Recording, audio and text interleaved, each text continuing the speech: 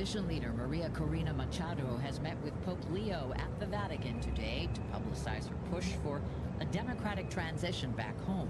Machado is touring Europe and the U.S. after the U.S. capture of dictator Nicolas Maduro. She's dedicated her Nobel Peace Prize to President Trump and the people of Venezuela.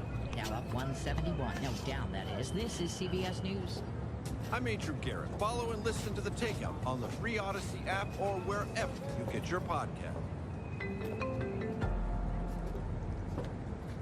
I'm Bob Burke, founder and chairman of Burke America Parts Group, a family of brands that includes RepairClinic.com, an appliance and HVAC parts solution company that's grown into an international brand. Before AmericanEagle.com, we partially launched a new technology platform developed by another firm.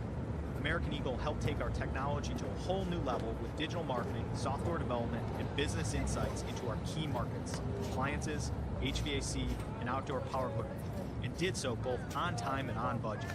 AmericanEagle.com has the resources, experience, and talent needed to produce solutions. Our new technology platform, developed by AmericanEagle.com, has produced tremendous results with higher traffic, conversion, engagement, and online revenue. If you have any home repairs you need to take care of, check us out at RepairClinic.com.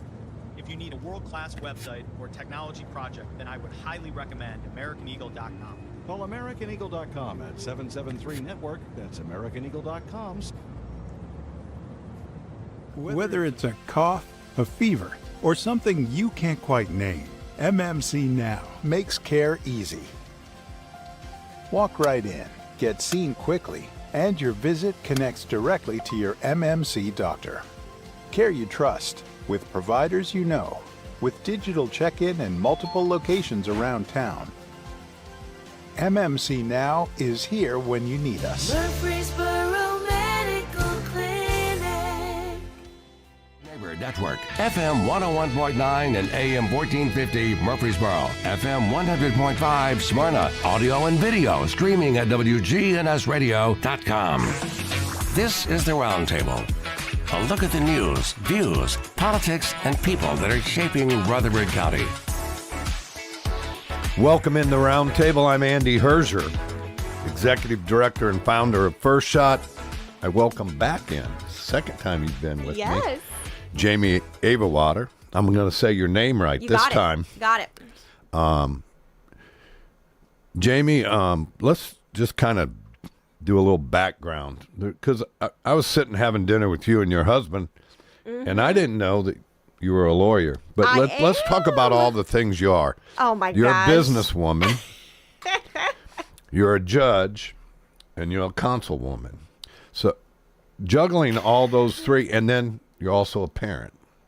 So how do you juggle all of this and stay sane?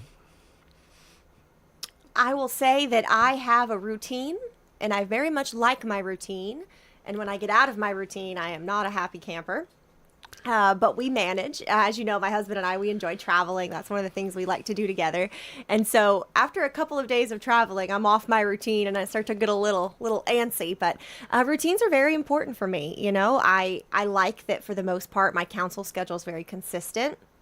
What's not consistent is being a stepmom and being a wife, as you know, that parenting is hard and co-parenting is hard. So I just try to stick to a schedule and a routine as much as I can, and I stay very organized. I have a great team at Highwater, which is one of my many hats that I wear. I own a title and escrow company. We have 18 employees and 3 offices, and so I have a great team under me that really helps keep things moving. Tell everybody where those 3 offices are. Yeah, so we're located in Smithville, Dixon, and here in Murfreesboro. We love our offices in each of those locations. They service very different parts of Tennessee. And we've been very successful the last few years and very blessed that those communities have welcomed us in and sent us lots of business. So we've been able to grow. That is awesome. Yeah. And congrats on that. Thank you. Again, why run for re-election with all that you have? What is it about serving as a councilwoman for Murfreesboro that means so much to you? That's a great question, Andy, and it does mean a lot to me. Let me start by saying that, but I'm an avid believer that this is not my life. this is God's life that I'm living, and it's his will that I'm doing every single day. And I can't tell you what it was 4 or 5 years ago that made me wake up and realize that I wanted to run for city council, or that I felt the need to run for city council. But I did, and by the grace of God, I won. And I think over the last 4 years, we've made a lot of good moves here in the city of Murfreesboro. I think there's still a lot that can be done. And so when my time is up this year and I do have to run for re-election, I sat down with my husband and with our family and just really thought about whether or not that was the right move for me. And I realized that, God put me in this role 4 years ago, so he's going to have to take me out of it. If he doesn't want me in it, then I won't win, but I'm going to run. So you just mentioned something. Talk about the accomplishments, what you see as this group, this team of council people have done over the last 4 years that you're really proud of. Yeah, I think we have a great council right now, Andy. There's 7 of us, 6 council members plus the mayor. And I can't speak for previous councils, but I will say that ours works very well together. We are very civil. I think we love each other. As Mayor McFarland mentioned recently, we've been through a lot of things individually and collectively over the last 4 years, and we've really rallied behind each other. Sean has had, a traumatic incident in his family, and we rallied behind him. My family experienced some trauma, and they rallied behind me. And I think that we, at the end of the day, are all friends, and we have a great amount of respect for each other. And I think that's what's helped us be so successful. As far as specific accomplishments, we are, thank goodness, getting some very important road projects done. We know that the widening of North Thompson Lane, it's needed, and it's coming, and it's going to take a while. It's not going to be pretty. Yeah, I hear 2.5, maybe 2.5 to 3 years. It's not going to be pretty, but oh my goodness, when it's done, it's going to be great, especially for those people of North Murfreesboro that rely on North Thompson Lane to get to the interstate or to get to the Gateway District where they may work or go to the doctor or do their shopping, maybe eat dinner. And so that widening is going to be very, very important. We've also done some great planning for our future about, what kind of density we're looking to see, what we want our downtown district to look like, what kind of businesses we want to recruit here to Middle Tennessee, specifically to Murfreesboro. So we've done a great job communicating with each other, making those hard decisions. I mean, we haven't agreed all the time. That's how it works. Whether, you're talking about business or family or politics, we don't agree all the time. But for the most part, we've really been able to come together. We have the landfill that is looming over our community. We are going to have to decide where we are going to put our trash. Because right now the Middle Point landfill is not a long-term solution, and we are all on the same page about that. So coming to the table and being able to have that honest discourse about what the future of Murfreesboro looks like is something that we've been able to do very well. I'm very proud of our council. So when you look at it, besides traffic, my wife warned me when we moved back from Smithville, we were at a lake. When we moved back here, she said, you're going to have to learn patience. And because I don't like people cutting me off. And there's a lot more red lights here than there are in Smithville. And it's just, it's amazing to me how it's still it still flows well to me for a city of this size, this growth, and we're still growing at a rapid pace. So how do we handle that traffic in the future? What's that vision, 5-year, 10-year plan for our roads? Yeah, I agree, Andy. I know that traffic is, an issue, and I don't mean to dismiss the people who feel that the traffic is awful, but I honestly live on the west side of Murfreesboro, close to the interstate. My office is in the Gateway on the corner of Thompson and Medical Center. I drive Medical Center 3-4 times a day. I come downtown Murfreesboro for council meetings, and for the most part I navigate Murfreesboro very well with little frustration about traffic. Now obviously driving down Thompson Lane at 5 o'clock at night is tough, but I would take Thompson Lane at 5 o'clock at night over downtown Nashville any time of day, all day, every day. Oh, I try to avoid I-24. Oh gosh, I couldn't do it. I mean, that's an interstate with 4 lanes in some parts, but for me to get to the airport, I go 840 to 40. You're not wrong. I can go faster down Medical Center than I can 24 a lot of days. So I mean, traffic is is a Middle Tennessee problem because of our growth. And, I think growth is positive, but how do we keep and maintain the quality of life that I think we all want here with traffic? Yeah. What has the council come up with? I think we have to keep electing good people that care about the community. And that applies to city council, to county commission, to our mayor seats. Because if you elect the right people that will commit the time and energy it takes to get those roads built and to get that infrastructure put in, it will make all the difference. It is not an easy job to build roads. It is expensive. It takes a lot of planning.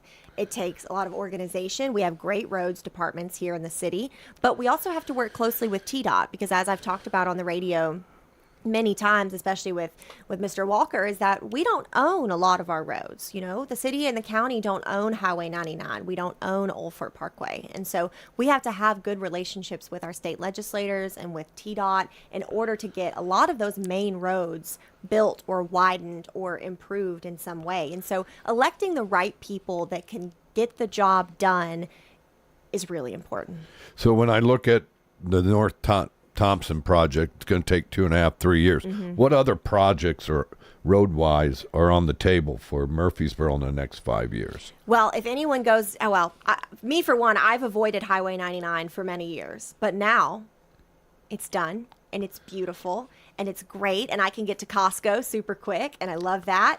So Highway 99 has been a recent really big success once that construction got completed. We do know that we're going to see some widening of Old Fort Parkway over the next few years, which is needed as well. So I think Old Fort Parkway, we know we need to work on that intersection where Target and Walmart and those businesses are right there. That intersection needs some work. So I look forward to working with our city staff in Murfreesboro to find a solution to that. But we know we'll see some widening to Old Fort Parkway.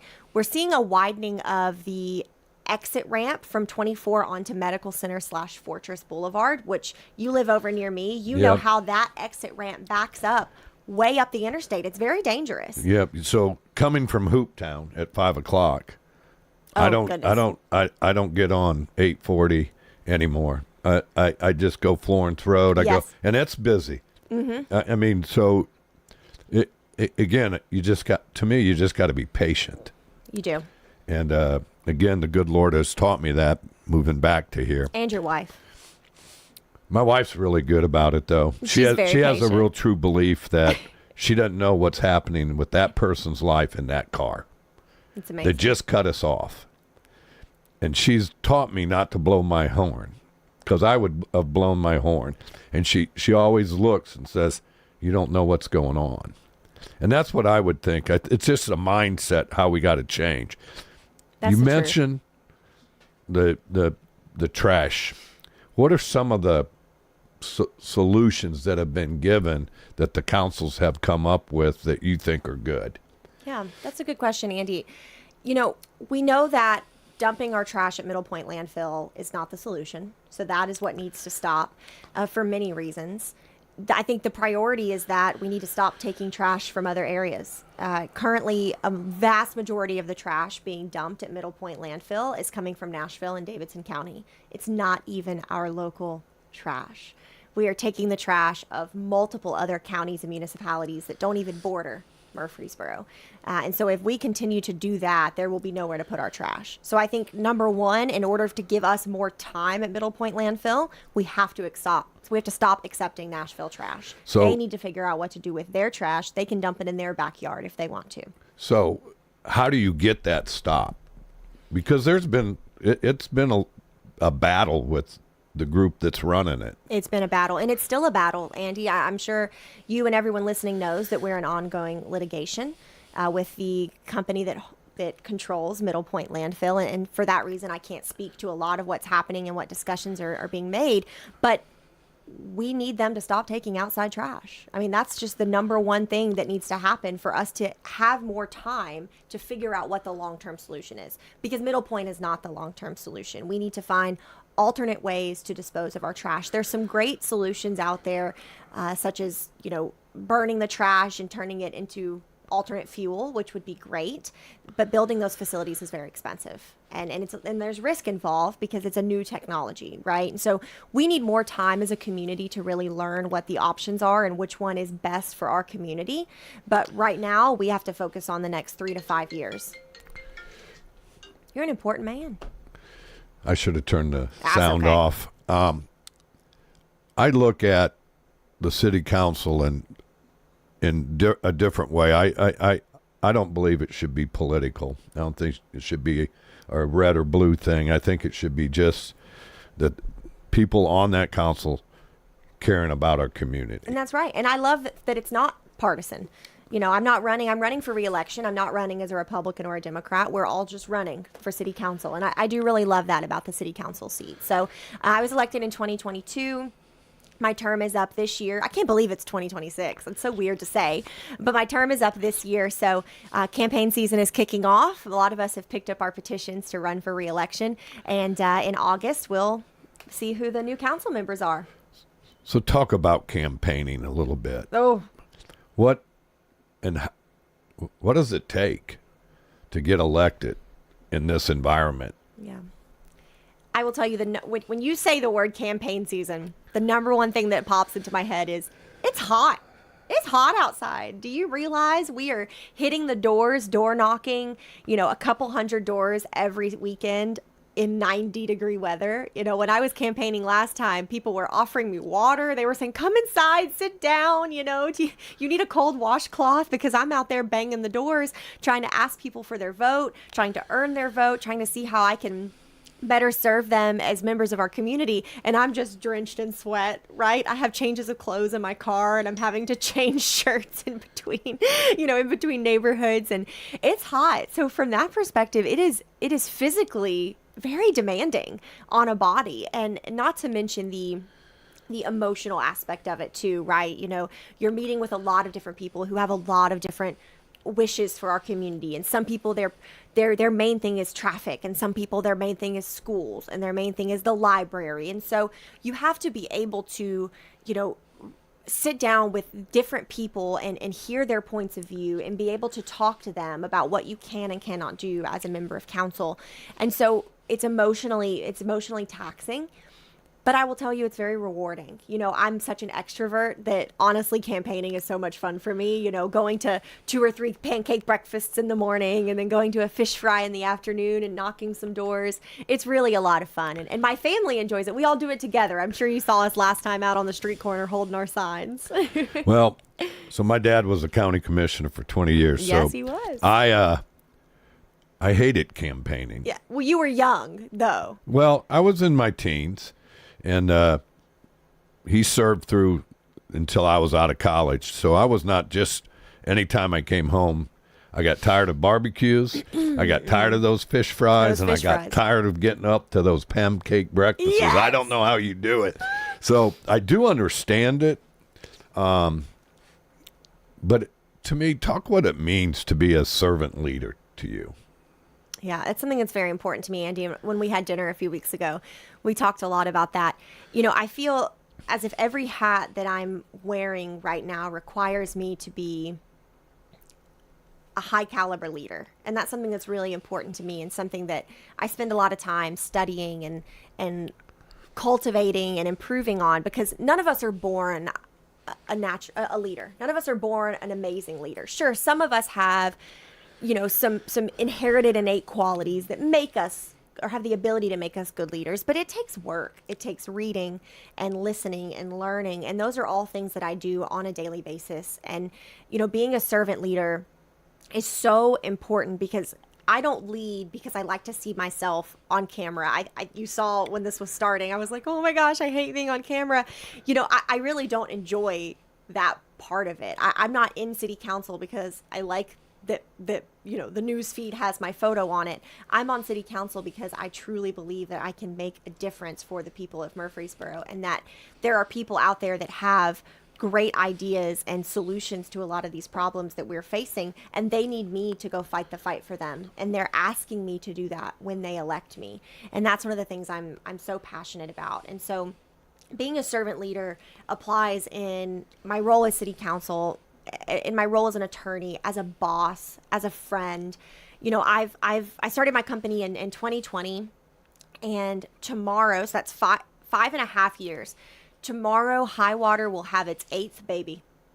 We will have had 8 babies in 5 years. And so that takes a level of leadership to help lead my team through these difficult times of maternity leave. When you're a small business, I'm sure many people listening and you can relate, when one member of your team is out for an extended period of time, it's hard. It's hard on the rest of your team.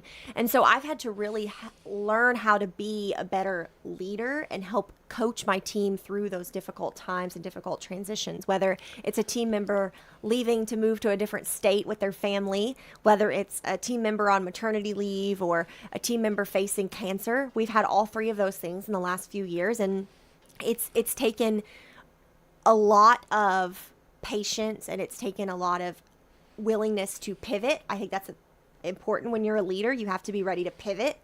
And I've had to do that a lot. And I think that I'm serving my team in the way that God wants me to, but I'm not perfect. And so I have to spend so much time learning and listening and reading, which I know my husband's so sick of it, because in the morning, as soon as I wake up, my podcasts start playing, and my husband's like, what are we doing? He's not a morning person like I am. And so I listen to probably 7 or 8 podcasts a week. I read a book a week almost on leadership.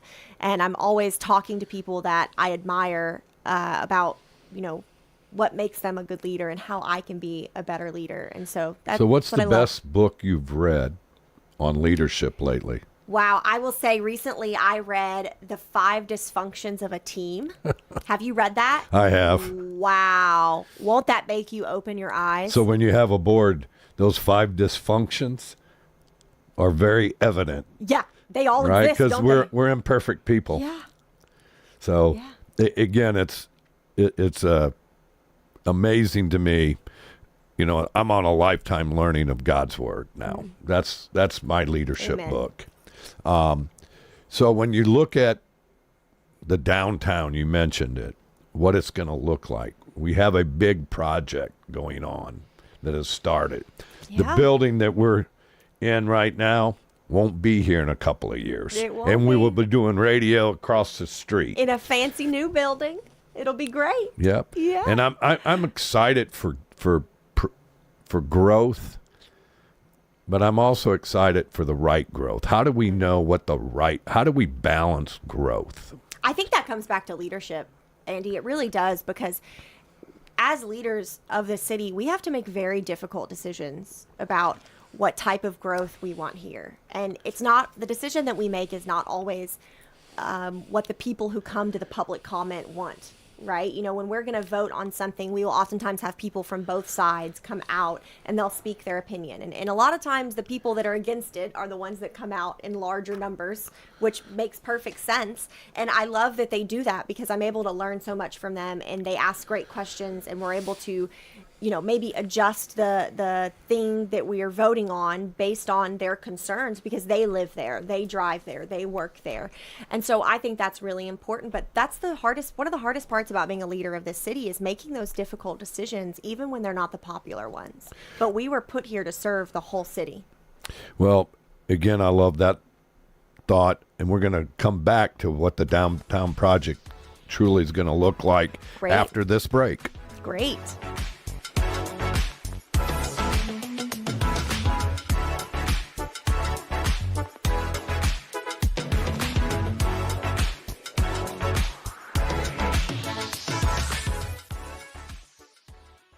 Whether it's a cough, a fever, or something you can't quite name, MMC Now makes care easy.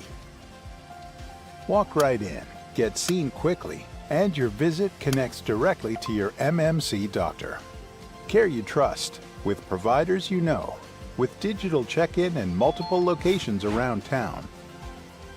MMC Now is here when you need us. Murfreesboro Medical Clinic.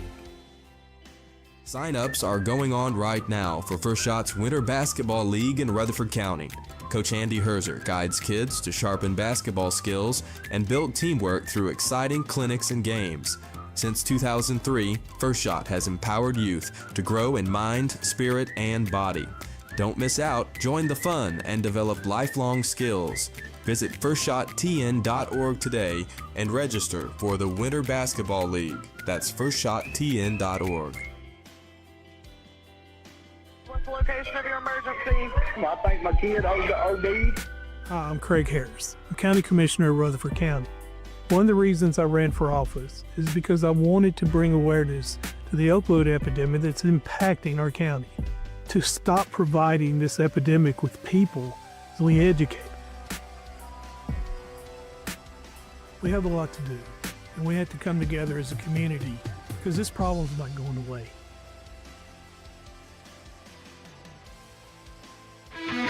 Good Neighbor Events is brought to you by America Pest Control, Old National Bank, and the law offices of John Day. Get old. Old National Bank, that is. Old National Bank has the experience and service you need to buy a home, make investments, even online and mobile banking. Old National Bank is in the borough on Dr. Martin Luther King Jr. Boulevard. Old National Bank at 2230 Dr. MLK Jr. Boulevard, which used to be Mercury Boulevard. Visit us and enjoy warm, homemade cookies at Old National Bank. Old National Bank, equal housing lender, member FDIC. Now, WGNS Good Neighbor Events. The Music Man is coming to the Arts Center of Cannon County in neighboring Woodbury. It's a week away, January the 23rd through February 7th. Don't miss the Music Man. The Smyrna Lions Club is having a Sweetheart Dance on Saturday, February the 14th at the Smyrna Events Center. Not only does it include a dance, but a delicious dinner. That's the Smyrna Lions Club's Casino Royale Roulette and Romance, a Sweetheart Dance, at the Smyrna Event Center on the Sam Ridley Parkway in Smyrna. Single tickets are $100 or $180 per couple, and that includes the dinner. There's a free grief support group meeting every Wednesday morning at 10 at the St. Clair Senior Center. That's at 325 St. Clair Street, here in Murfreesboro. The Red Cross is still critically low on blood. Please give the gift of life at the Red Cross. Phone 800-RED-CROSS and make an appointment to give blood at a time that fits your schedule. Those are WGNS Good Neighbor Events. Rutherford weather. We'll see sunny skies here for this afternoon with a high in the upper 40s. Tonight, mostly clear, low near 29. By Tuesday, sunshine, high 58 degrees. I'm meteorologist Jennifer Wojcicki from the WGNS Rutherford Weather Center. Currently, it's 27. Broadcasting from the Middle Tennessee Electric Studios. Take control of your account management and energy consumption with the MyMTE app. Download from the App Store and manage your account, improve your energy habits, and more. MTE, serving to make life better since 1936. This is the Roundtable from News Radio WGNS on FM 101.9 and AM 1450 Murfreesboro, FM 100.5 Smyrna. Listen and watch at wgnsradio.com. Welcome back into WGNS. I'm Andy Herzer, Executive Director and founder of First Shot. Here's my shameless plug. On April 26th of this year, we have Marcus Allen, Heisman, MVP of the NFL, and a Hall of Famer. And that you can contact me about that information for our snooker ball at 615-631-5312. The next day is the Jimmy Allen Golf Scramble on the 27th out at Old Fort Parkway. Again, Jamie, welcome back in. Thank you. My family's very much looking forward to the sneaker ball again this year. Thank you for doing that. Well, your husband and stepson are avid sports fans. The biggest sports fans in the world. Yeah, I mean, it's one of the things I think Alan and I share in common. We're a little on over the top, probably. It's endearing.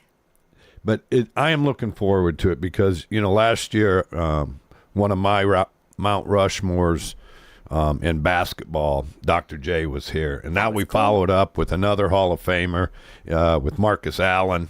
I'd like to thank Venture for getting them for us. And, again, it's a daunting task, you know. I hate fundraising. It's probably the worst thing. It's how God keeps me in check. But you know, we were talking downtown. Yeah. I know that difficulties because of economic environment that we're in with high interest rates, it may be pushed a little bit. But with that, are we going to proceed with it?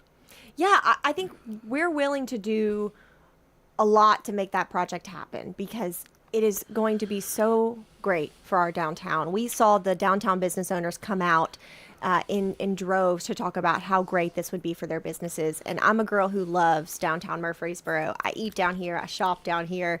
My husband and I, we both just love to walk the square in the evenings and get some fresh air when the weather allows for it. At least it was a little cold these last few nights. It wasn't very fun walking the dog this morning at 6:30, but it did wake me up. Can you come walk my dog? No, I just opened the door and was like, go potty, go on, I'm cold. No, I can't do that. One dog is enough. That's right. I understand. Yes, I understand. So we have some challenges with the economy, and that's happening all across the country. You know, there are projects everywhere that are just, trying to see what happens with the economy. But you've seen that the city is invested in making this project happen. The daylighting of Town Creek is active, and it's going to look so, so good once it's complete. But we've got some hurdles we have to overcome, but I'm confident we can do it. Another project in the city that is full steam ahead is Veterans Park over on our side of town, right there on Veterans Parkway. They are making really good progress on that. If you haven't been out, a sports guy, if you haven't been out to the Old Fort ball fields, have you seen the new ball fields with the turf and the new stands? And it looks so good. It's amazing how that, has changed since I've come here 25 years ago. It's changed since 6 months ago. It looks so crazy. Different, and it looks so good. And everyone who knows me and has followed me knows that I'm a lover of our parks, of our greenway system. I share the story of coming to the town every single weekend. My dad would bring me and our bikes, and we would bike the greenway. And I remember when the greenway was, I could do the whole thing in like an hour, that's how small it was. And now it's expanded, and it's like 20 miles or something crazy. It's amazing. And it goes all the way to North Murfreesboro and all the way down to South Murfreesboro. And we're just so blessed to live in a community that has such great parks and recreation. I love what we're doing over at Barfield. We do know that we need more ball fields in the city. And I know the mayor talks about that a lot, our need for more ball fields. And so we're looking at some options. The city owns some land. All parts of the city, we have some land, and we're looking at where it would make sense to build our next park. So I just love that the city council is committed to adding as much green space as possible.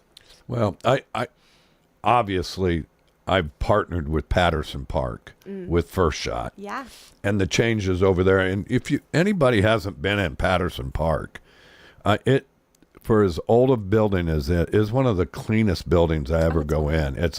What they do over there. Dr. Janelle has had great leadership over the past few years, and we have big plans.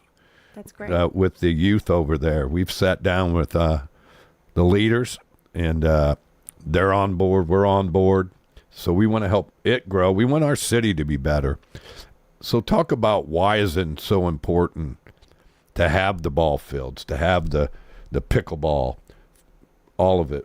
It's a craze. I go over to Patterson Park and, 4 days a week, and it's pickleballing up, man. Yeah, They're on steroids. Yeah, parks are really important for growing cities, especially ones like ours that are seeing an influx of new members of our community. Because as we grow and we have a need for affordable housing or attainable housing, that means we need more of it.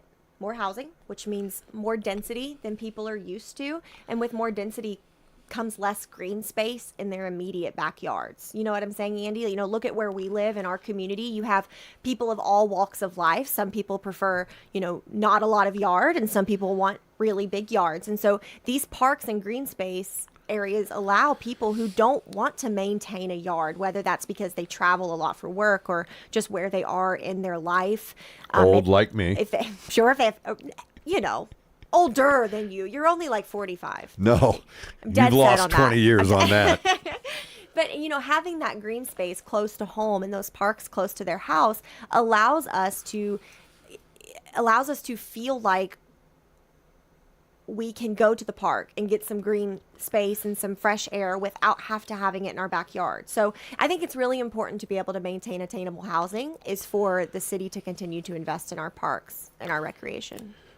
Gonna shift gears. Fire and police. That was a 180. Yep, 180. That's my one of my favorite topics. So hit me with it. So when we're looking at this, what are the needs for the fire department here? Yeah, that's a great question. So we know that our men and women over at Murfreesboro Fire and Rescue Department really need a couple of more precincts. We need a few more stations because our response time to that Veterans Parkway area is a little bit slower than we would like. Let me preface that by saying it's still incredible. Our response time in all areas of the city of Murfreesboro is above the national average, and we are so, so blessed for that. But we have to make sure that if there's a fire over in the West Lawn community, over on Veterans Parkway, we have to make sure that our men and women at MFRD are able to get to them as quickly as possible. So we know Fire Station 11 is being pulled, which is right near our house, is being pulled in many different directions. They're being dispatched to I-24 accidents. They're being dispatched to Medical Center, Fortress, Old Fort Parkway. So if there's something over in the West Lawn area, another fire station may have to respond, and that may take a little longer than we would like, and surely than the homeowner would like if there's animals or a child or personal belongings at risk. And so we do know we need a few more fire stations in Murfreesboro. We've pinpointed where we need those, and we've actually, at our recent council retreat, we set out a plan to be able to build those. How long, when you sit there in a planning for those fire stations, how long does it come to fruition before it comes to fruition? Andy, it really depends on the need. You know, we've identified two parts of Murfreesboro that really need one in the next 2 years. And then we've identified 2 or 3 other areas of Murfreesboro that we anticipate needing in the next 3 to 5 years. So because we do that planning, we don't have to wake up one day and say, oh, darn, we need a fire station like yesterday. You know, we're able to really plan for those things, which helps with our budgeting. You know, we have a great finance department. Erin Tucker is the CFO of the city, and she has been great to work with. And we can say to her, hey, Erin, we need to find the money to build a new fire station in 2028. And she says, I'm on it. Great. Let me see what we can do. So we know that over on Veterans Parkway, we're going to need a new fire station sooner rather than later. And I'm committed to making that my priority in the next 6 to 12 months is really figuring out when we're going to have that vertical and where we're going to get the money. But I'm confident we're going to have it very soon. So let's shift to the police department. Yeah. Which I want to say we've been blessed. My wife and I, you know, we've had to use them in the last year. Sure. And Detective Emily Speed is phenomenal. And she's amazing, isn't she? Yeah, she is. And again, so let's talk about the needs of our police here in our community. Yeah. I think the number one thing that police officers need all across the country is our support. They need our support and our grace because the job that they do is incredibly difficult. It seems impossible. I could never do it. Same with our fire department. I could never run into a burning building. It's just not who I am. I mean, I probably could if my kid was inside, let's be honest. But it's not something that I don't think I would wake up one day and say, I'm going to go be a firefighter. That is a very hard job. And I'm just so thankful for our men and women in uniform, both from a fire and police perspective. But our police officers, they need our support. They need our funding because times are changing. Technology is changing. We need to make sure that they have the best gear, that they have the best cars and the best technology to keep them and our community safe. A big push that I made in the last 4 years while on council was getting more cameras in our parks.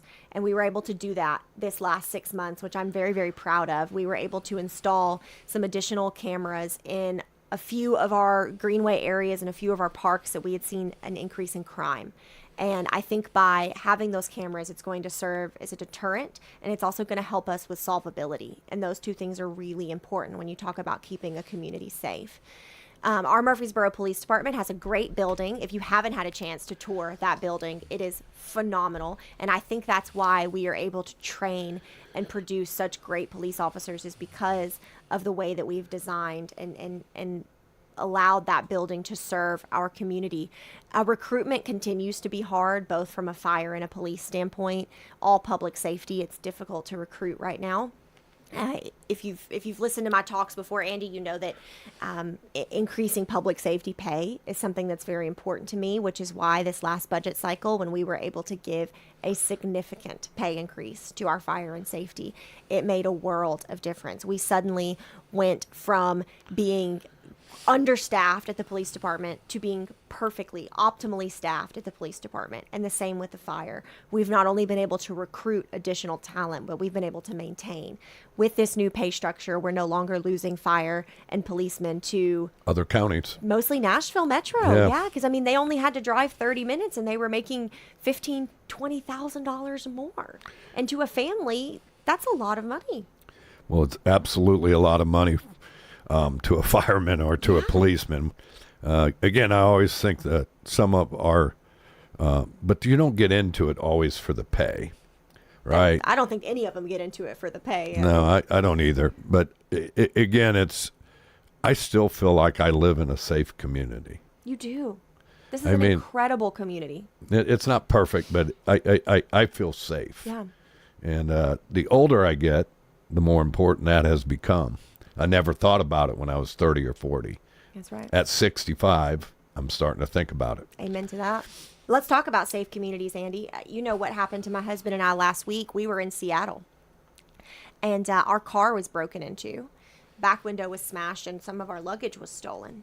And do you know the police wouldn't even come out and make a police report? I don't know how some of these people live in big cities anymore.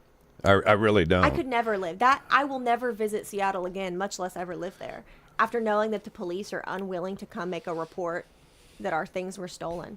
And that is just so heartbreaking. It makes you wonder about the crime and what's really happening in cities like that. I promise you, when something gets stolen in the city of Murfreesboro, our men and women are responding, and they're making police reports, and they're working every day to keep us safe. And our solvability rate for crime is better than ever right now with the introduction of these cameras that we've put at some very vital intersections.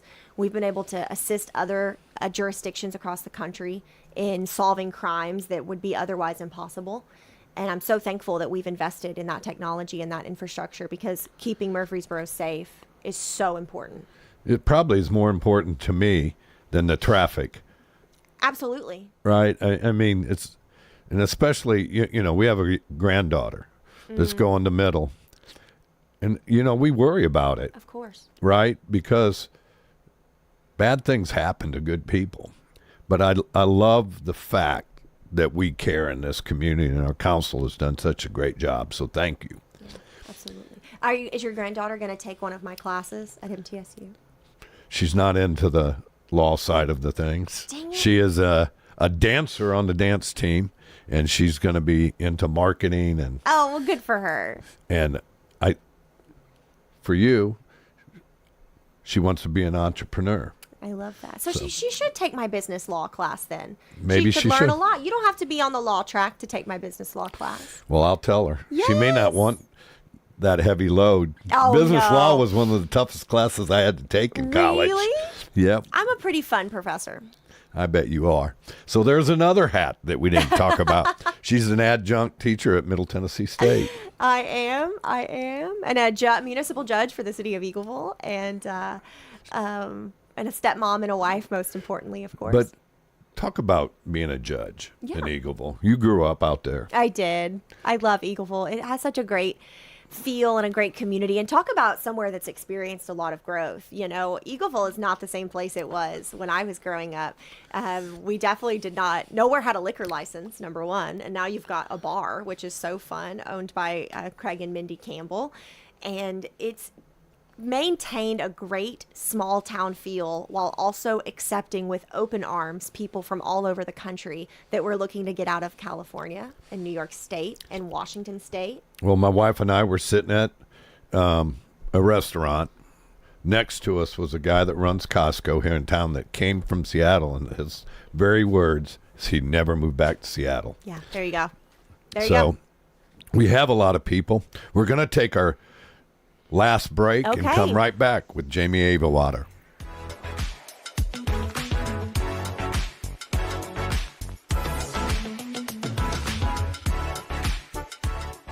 Whether it's a cough, a fever, or something you can't quite name, MMC Now makes care easy. Walk right in, get seen quickly, and your visit connects directly to your MMC doctor. Care you trust, with providers you know, with digital check-in and multiple locations around town. MMC Now is here when you need us. Murfreesboro Medical Clinic.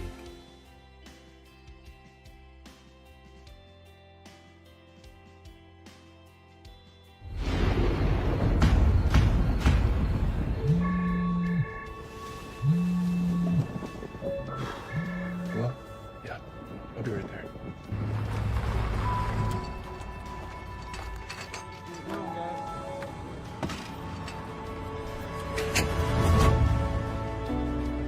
It takes all of us to power a community, both in plain sight and behind the scenes. Middle Tennessee Electric, bringing good energy.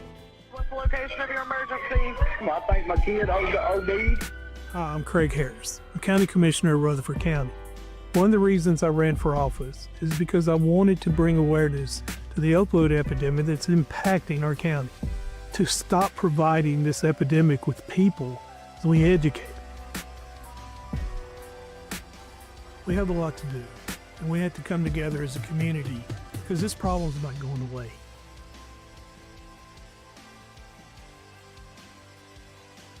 Do you love WGNS Radio? Well, now you can watch it too. WGNS Big GTV brings your favorite radio shows live and on demand. From breaking news and community talk to Rutherford County's top local sports. We've got it all right at your fingertips. Watch anytime, anywhere. WGNS Big GTV, where radio comes to life.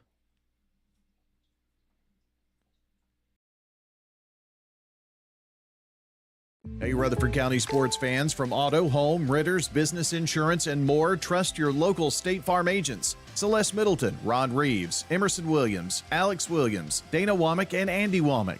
This powerful team lives here, works here, and are your neighbors. They're ready to help you manage everyday risk, recover from the unexpected, and realize your dreams. Contact Celeste, Ron, Emerson, Alex, Dana, or Andy for all of your insurance needs. Like a good neighbor, State Farm is there. Legal ad. At the law offices of John Day, we take only real cases that make a real difference. The law offices of John Day took the burden really off of my shoulders. So if you think you're going to get rich quick with a frivolous case, I'm not the lawyer for you. I want you to know that I appreciate everything you have done so much. I know you went over and beyond. If we're not able to help or aren't the right lawyer for you, we'll do the best to point you in the right direction. If you've been injured, call the law offices of John Day for a free consultation. This is the Roundtable from News Radio WGNS on FM 101.9 and AM 1450 Murfreesboro, FM 100.5 Smyrna. Listen and watch at wgnsradio.com. Welcome back into the Roundtable. I'm Andy Herzer, Executive Director and founder of First Shot. In with me is Councilwoman Jami Averwater. It's our last segment. Oh. And I want to kind of shift now to education. Yeah. How are our city schools doing, and what improvements do we need to make still? Yeah, I mean, we have great city schools here, Andy, and we hear that all the time as people move to this community. One of the reasons they do that is because of how great our local school systems are, both at the city and the county level. We do know that we have what appears to be future overcrowding. I wouldn't say our city schools are overcrowded at the moment, but if we continue to grow at this rate, there will need to be a change or another school. And so we know that, and we've talked about that at recent council retreats. But we're just so lucky to have Dr. Trey Duke leading our city, and such a great school board that I think really cares about the students and is very protective of the money and of the budget. And we're just blessed to have their leadership. And that all goes back to leadership, right? We have great leaders here at the city. Dr. Duke, amazing leader of our school system. Darren Gore, a great city manager and a leader for everyone that works at the city. The city has well over 1,000 employees. I think it's like 1,500 employees across the city. And at the end of the day, City Manager Darren Gore is at some level responsible for all of them. And I think he's an amazing leader for that. And I think you have to be in order to fill that role effectively. And we have a great mayor and a great council. So it all comes back to great leadership. And that's why we've seen so much success and so much growth here locally. If we weren't a successful city, if we didn't have good leadership, people wouldn't be moving here. That's a blessing in my book. It absolutely is. So talk about teacher and teacher pay. Where are we at? Is it in a good shape, or do we still need to improve? Sure. I don't want to speak out of turn, Andy, because the council actually doesn't have oversight to teacher pay or compensation. The school board handles all of that. So really the city council's extent of our involvement with the school system is approving the budget for the school board. And of course, we get frequent reports on occupancy level, enrollment levels, teacher attrition, things like that. But we don't really have a hand in the day-to-day of the management of the schools. So I'll defer to the school board on that. But I haven't seen anything that's sent any red flags, which I think is a good sign. Well, we live in such a great community to me. So to end this, we're going to give you what is your vision for the city, and why should we vote for Jami? Well, I love living here. I think that's first and foremost, and someone who is passionate about our community is someone you want leading our community, and I think very strongly about that. I've done a lot over the last 4 years, but I haven't done everything that I've wanted to. Things move slower in government than I anticipated. I think when I got elected, I thought, 4 years, I can get so much done in 4 years. And then you realize, by the time you get in and you really get your feet wet, it's only, a year or two to really make that change that you want to make. And then things are already planned out multiple years in advance. So if reelected by the people of Murfreesboro, my focus these next 4 years would be, I want two additional fire stations built so that our MFRD can access all of our residents. Tell them why that's so important. I think it's important because there's a cost to us if we don't have good response time. Our insurance goes up. Yeah, absolutely. Well, not just that, but lives are at risk. I think people don't realize that over 50% of the calls that MFRD responds to are medical related. They're not fire related. And so, if your loved one, whether it be your spouse or your child or your parent or your grandparent, is having a medical emergency, believe me, you want MFRD to be quick to respond and have all of the tools on their vehicles that they need to have in order to administer life-saving aid to your loved one. And then once a person is stable, then county EMS comes in and will transport them to the hospital. So, again, huge on that side. What else do you want to accomplish in the next 4 years? I want to do additional park with some more ball fields. That's something that's very important to me. I know the city has a lot of land that we are looking into developing, so I want more ball fields. I want more green space, more pavilions. I think would be really important. We see that the Barfield Park pavilions book up months in advance, and Barfield is not accessible to everyone in the community very easily. So we know we need another park with more ball fields, maybe on the north or the east side of town. And then just in general community safety, making sure that our community stays very safe. But in order to do all those things, it's going to take a lot of leadership, a lot of intentional effort, while also trying to keep taxes low. And that's another thing I plan on doing, is keeping our taxes as low as possible, because we don't want to be the city. There are cities, I won't name names, that are not far from here that recruited all these people from all over the country to move there and then didn't plan appropriately, didn't spend their money wisely, and they jacked up their property taxes, by 100% over a couple of year period. And that's not fair to the residents that have invested in your community. It's one of the reasons many people leave a neighboring county to come to this county, is because our property taxes and our sales tax is so reasonable. So when you look at our growth that's going to happen, how do we maintain that balance of a great environment to live in, a safe environment to live in over the next 4 years? Good leadership. It's going to take really good leadership. So when you look at that, when you say good leadership, see, I'm one of these. I'm going to dig down a little bit. Okay. What do you think a good leader is? A good leader for our city, first and foremost, is someone who cares and is passionate. Someone who is also willing to spend the time and the energy that it takes to get these things done. We can't be the city that elects people to serve, and those people don't eat in this community. They don't work in this community. They don't spend time in this community. I am a business owner here. The people that I employ live here. A lot of them live here in Murfreesboro, raise their families here in Murfreesboro. My nieces go to school here. I'm about as ingrained in our community as you can be. And I think that that is one of the things that makes a good leader as we go into the next 4 years, is making sure that the people we elect understand the community's strengths and weaknesses and where we can improve and what the community needs from the council over the next 4 years. And so I think that's first and foremost one of the things that makes a great leader for city council, is someone who is truly involved in the community and is passionate about it. Well, for me, I think we need to start to hand the torch a little bit. I think we need young, new, vibrant ideas too. Am I young? Yes. Okay. Do I count? Yes, you do count. I do believe that. Yeah. I believe there's a lot of people out there that want to run that are afraid to run because they're still electing old timers to me. So talk about how do we get new young leaders on board? I think we need to get them involved. And you can get involved in your local government without running for council or for county commission.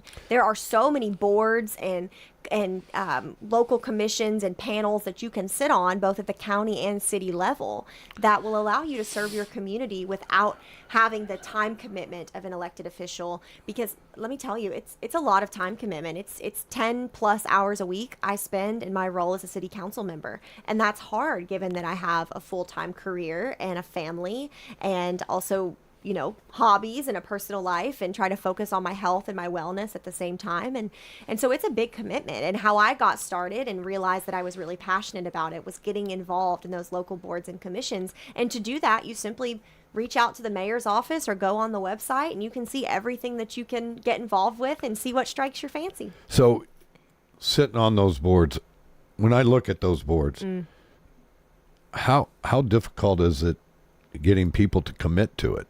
It's difficult, Andy. It really is, because it's you don't do it for the money. I think most of these boards are unpaid, and I think the most one pays maybe $100 a meeting. You know, so these are not you're not getting rich serving on these boards. You have to do it because you're passionate about it. And so getting people to serve that are passionate and also willing to make time in their schedule is very difficult. Well, again, good luck to you. Thank you. I really do appreciate your enthusiasm. And again, I think we as a community need to look around like I do.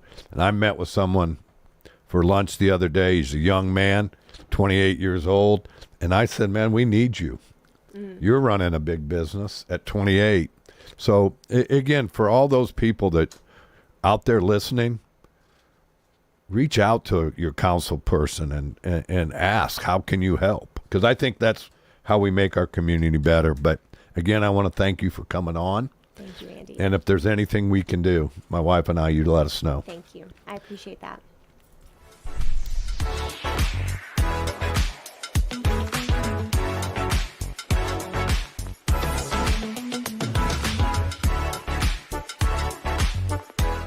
Subscribe to Big G TV, local content that matters to Rutherford County.